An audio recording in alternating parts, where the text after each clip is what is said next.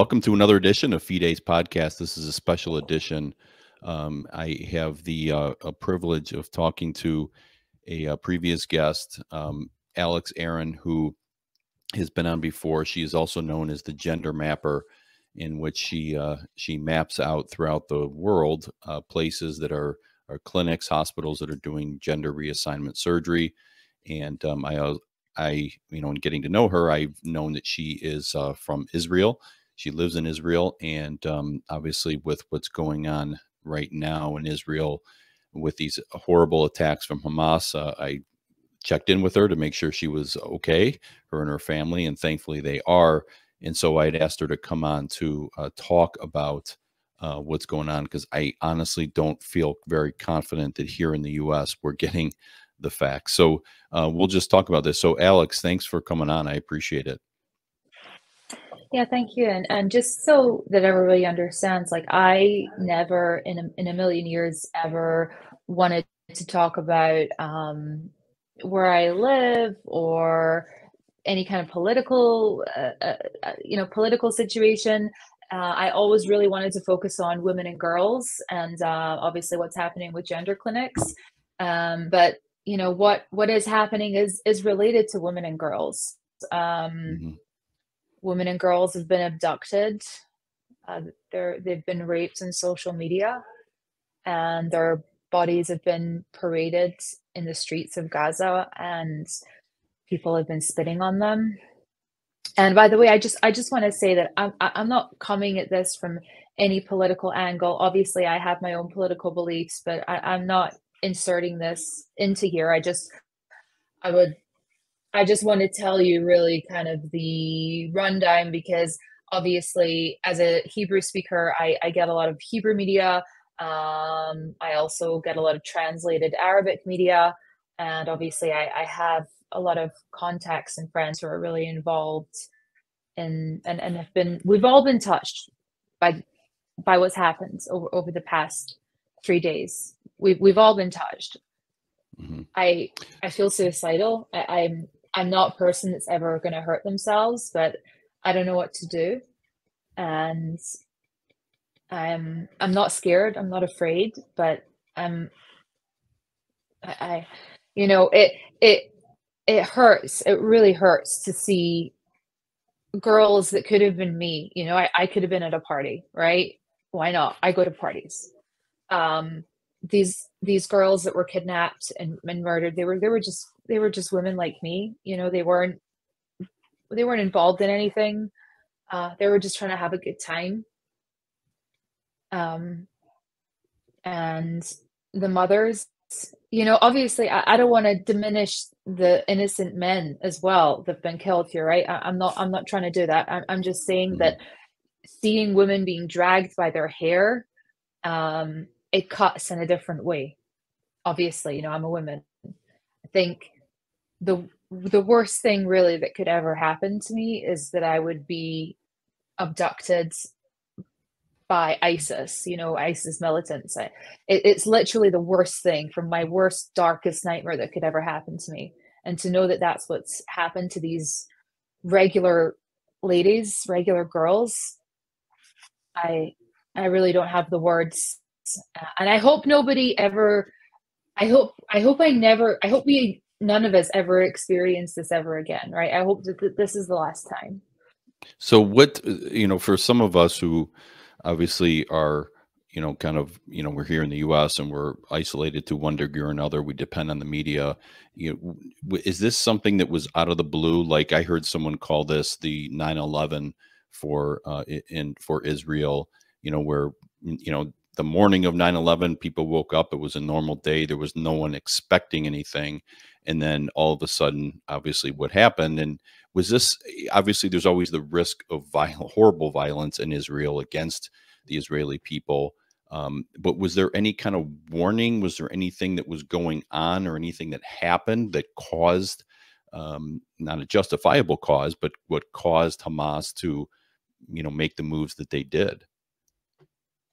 Mhm.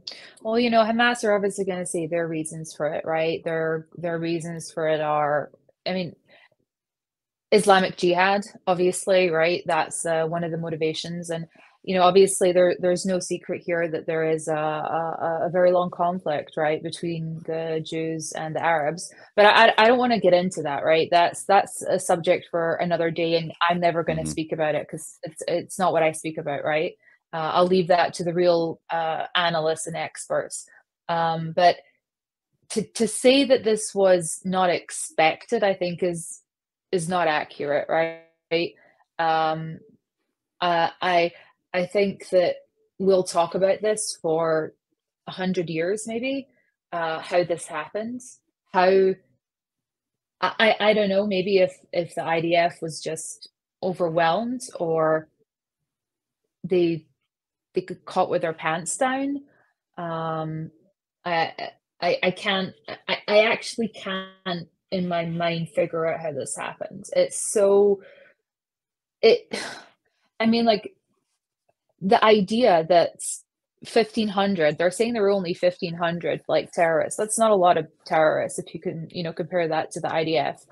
And just that they were able to break down this really ridiculous border fence, and it was a coordinated attack, right? It didn't happen in one place. If you can imagine, let's say people were going to attack the U.S. from Canada, right? But they didn't just come in from one angle. They came in from the western border, the eastern border, the kind of the border in the middle, and it was an extremely well planned out attack. Of course, first off, they hit the rave. So basically, there was this like Hmm. massive rave going on in the desert. Right. Like very, people that are dancing all night, from the morning till the evening, like 24 hours, big, big, big party. And these people, also it was on the Jewish holiday of Simchat Torah, which is the end of Sukkot. So, and it was also the Shabbat, right? So we're talking like these are big holidays right here, where everybody is kind of like off work and whatever. So you had obviously the attack that happened in the rave. That's where the majority of the women were kidnapped, unfortunately. Because you see these pictures of these extremely attractive, beautiful. I'm not saying one Hmm. one victim is more of a victim because they're beautiful. I'm just saying these women were very, very, very beautiful. Um, and you saw these obviously these images on social media, them being put on the backs of motorcycles and taken away, and some of them who's covered in blood. It was very obvious that she had been raped, Hmm. um, from the kind of blood stains on her trousers and other. So you have that, but then also you have the attacks that were actually happening on the kibbutzim.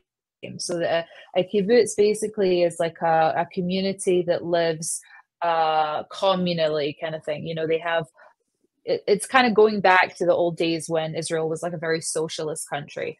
So you had the attacks on there where the terrorists seemingly overcame uh, the security that they had at the actual kibbutz, and people locked themselves because it was also a missile strike at the same time.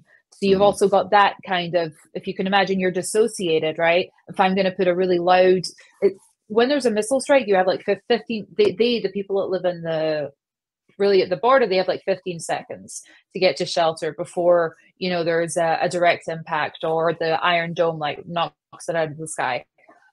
So they use that time and that kind of chaos to infiltrate, right? But it's hard for me to even imagine that the IDF wasn't. Listen, by the way, I don't have any connections. I don't have any secret info, right, from the IDF. They're not sharing any of their info with me. I get my Hmm. info from the Hebrew News and personal WhatsApp groups that I'm a part of, right?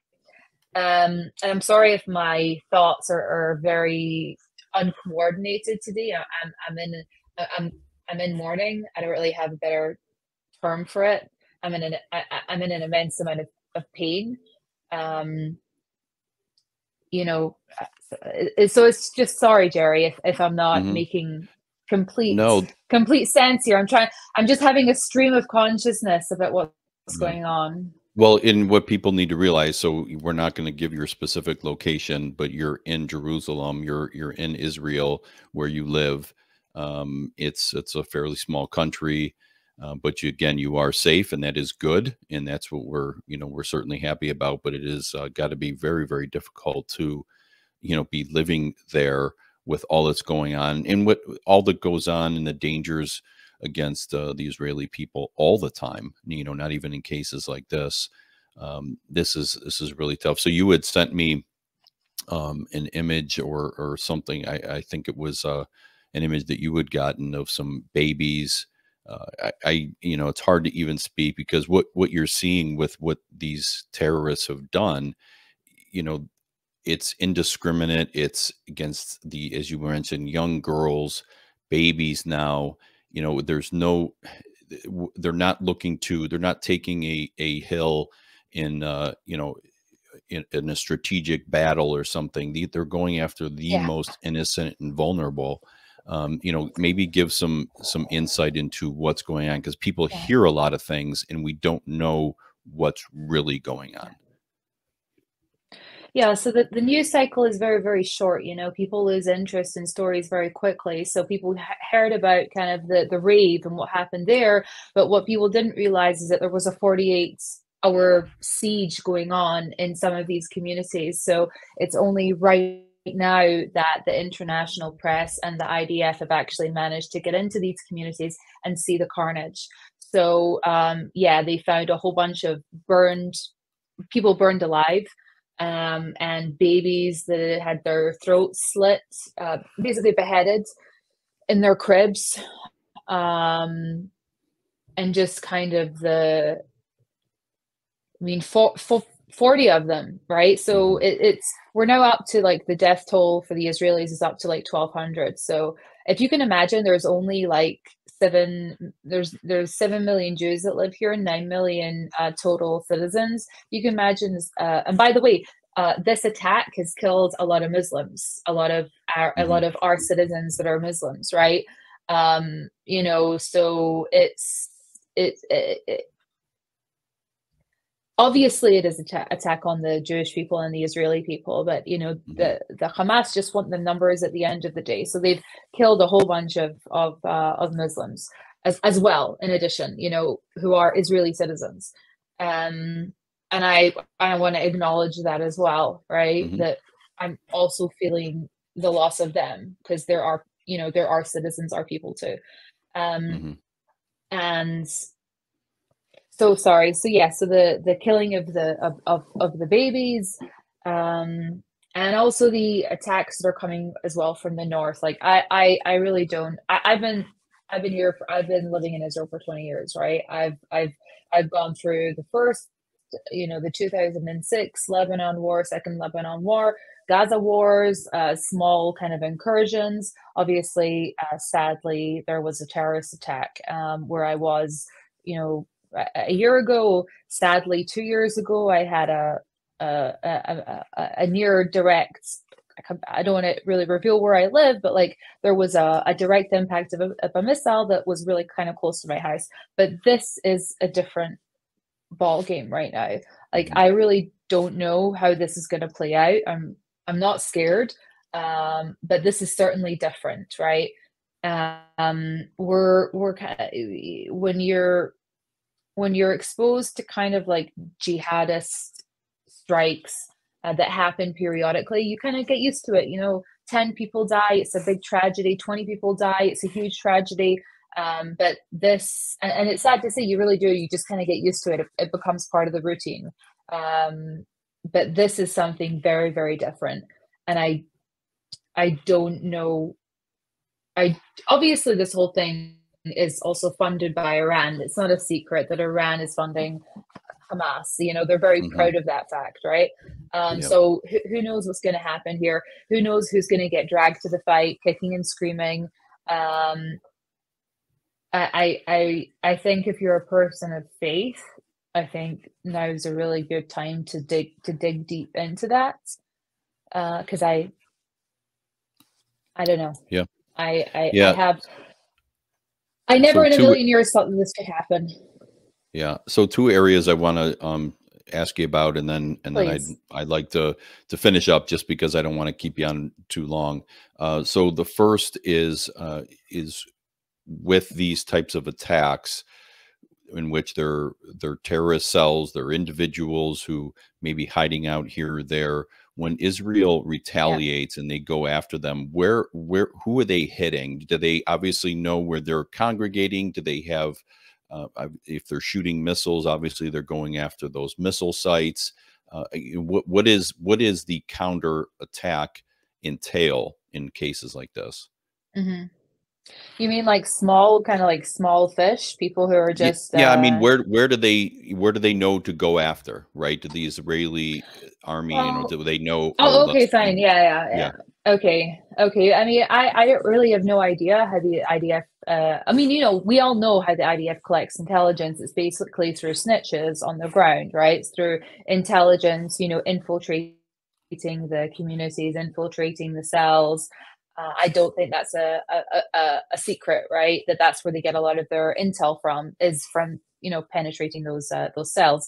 But generally speaking, if there's a terrorist attack here, the terrorist ends up getting hunted and killed, and kind of that's like kind of the end of it. I mean, obviously there are areas where there can be like prolonged fighting, perhaps in Jenin or perhaps in Nablus, but the IDF, always has control of the situation. This is the first time I've ever seen that. I don't think the IDF had control of the situation. Hmm. For 12 hours, there were people who were in their kibbutzes who were screaming for help. And you think about the might of the IDF, like everything that the IDF has. These people were like on social media, and it was like all being shared in WhatsApp groups live, right? So Hmm. and like we're a very small country, so it only takes like a friend to know a friend to know a friend who's there basically. Um, and we just saw like people were saying like we've been they're burning. People were like locking themselves in their like every Israeli house has like a bomb shelter room from rocket attacks. So people were locking themselves, like kind of barricading themselves inside of the bomb shelter. Um, but unfortunately, people were setting, the terrorists were setting fire to their houses and trying to smoke them out, right? So you had that all playing out on social media. But in terms like I'm not a military strategist, right? I Hmm. see I get my news from Ynet. But I don't know what's going to happen here. Hmm. Um, I the mood, the kind of the feeling that we're getting from our politicians is like prepare yourself for a very long battle, right? Hmm. Um, Whatever that means. And also I just want to kind of preface this by saying that for the past kind of like year, we've been in battle, we've been embroiled in a massive culture war and in a massive political overturn, kind of political. I don't want to call it like political rioting, but there has been definitely, how like in the US you had your riots basically in Hmm. 2020, people were Yeah. extremely hyped up, right? About all various types of issues. So that's really been going on here as well for the past kind of like year. And I am not politically invested in either movement, right? I'm extremely focused on what I'm focused on. So I have friends that are like in the right. I have friends that are in like the far left. And I've been to like both sides of the protest, just as a person to like exactly, to basically say that I was there. So this is all also on the Hmm. backdrop of this, that there's an enormous amount of kind of trouble that's going on in Israeli society, from the far left and from the right. And it's like, who's going to win the battle of hearts and minds? Exactly the same, really, that's going on in the US, because it gets Hmm. imported, by the way. I'm not gonna come after you for it, but Yeah. the US does import all of its bad ideas to Israel. I mean, all of those things now that, like, because of what we're going through, they seem really, really small. But I know that they're actually not small. And I'm very, I want to let everybody know that when things start to kind of go back to normal, whenever that happens, I'm still really, really involved in the fight against child pornography and child prostitution and gender ideology. Like, it's still extremely, extremely important to me. And it's, Yeah. and and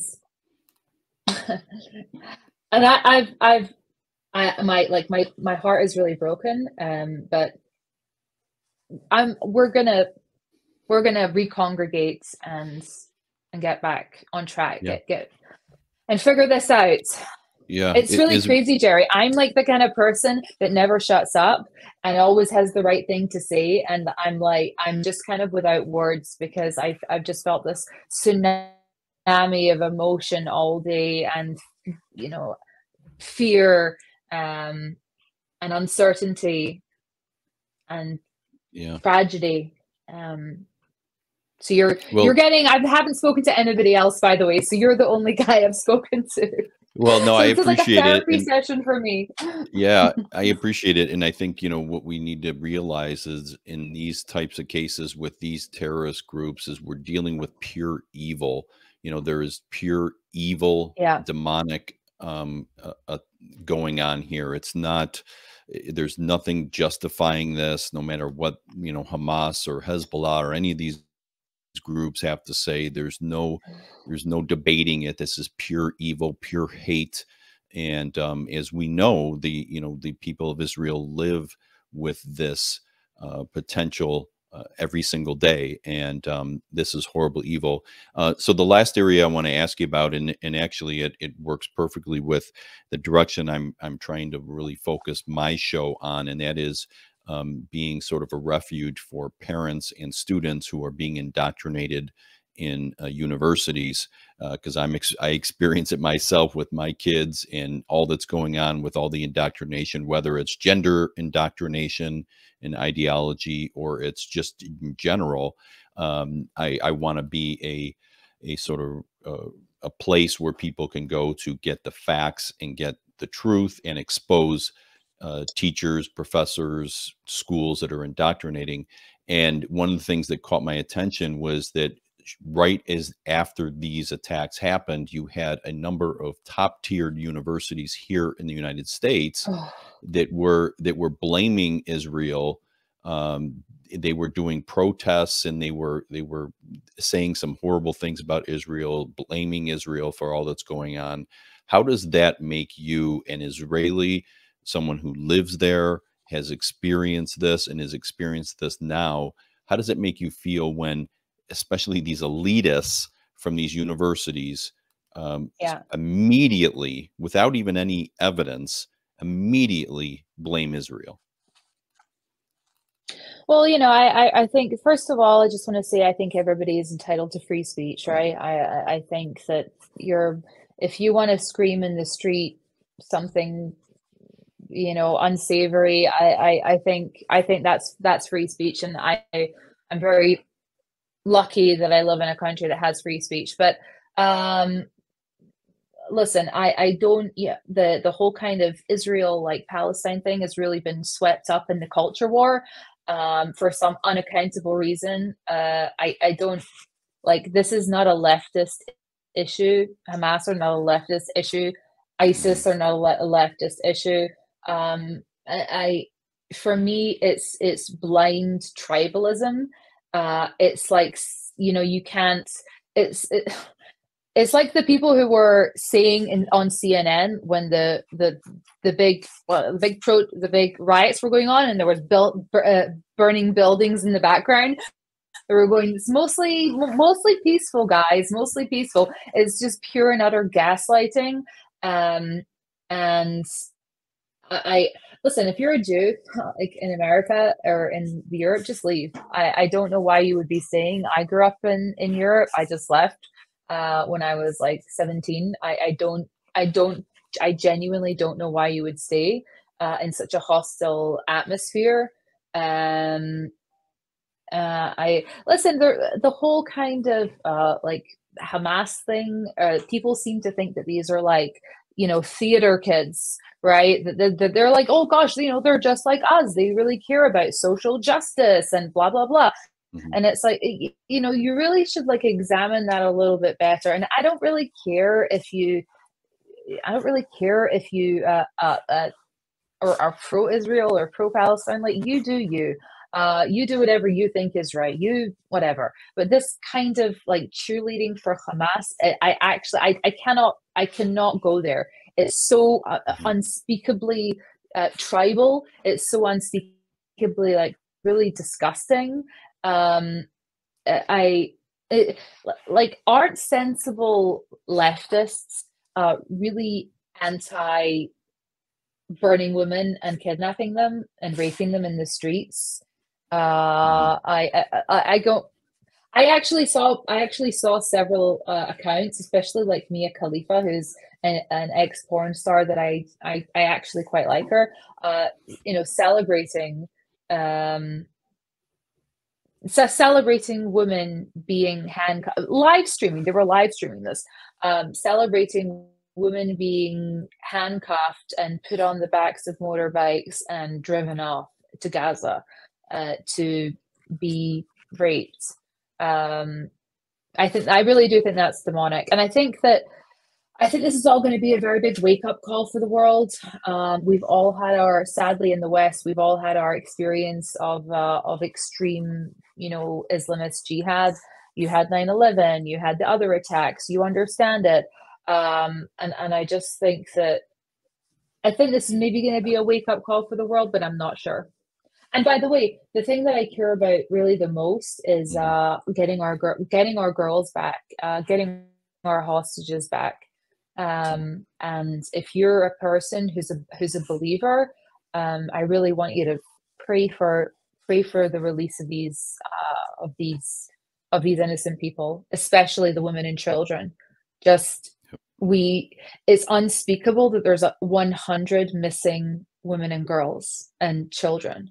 It's just unspeakable, and we have no idea what's happened to them. And in my heart, like a really sick part, not a sick part, but like a very rational part of me wonders, is it better if they're just dead? Because then Mhm. they're not suffering this, you know, unstoppable torture. And that's a terrible thought to have, by the way. That's a really Mhm. sick thought that you're thinking to yourself, do I actually kind of wish that this person is Yeah. has been put out of their misery? I don't want to. I really don't want to think like that. But I'm, I don't know. My heart really is in like my heart's really in pieces. Yep.